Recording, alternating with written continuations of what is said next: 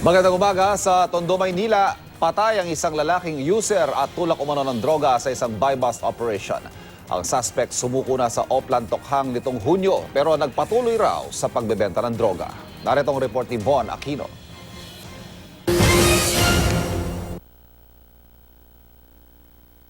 Duguan habang isinasakay sa tricycle na ito para dalhin sa ospital ang hininalang pusher na si Jason Falculan matapos umanong makipabarilan sa mga pulis sa Tondo, Maynila kagabi. Ayon sa MPD Station 1 Station Anti-Illegal Drugs, ikinasa nila ang isang buy-bust operation at nabilhan ng 500 pisong halaga ng shabu ang suspect. Pero habang nagkakaabutan na raw ng droga at pera, pinaputukan daw ni Falculan ang katransaksyon niyang pusher buyer. Nung nagkakaabutan na sila, na-compromise na, nahalata siguro ng pulis yung tropa. Hindi na.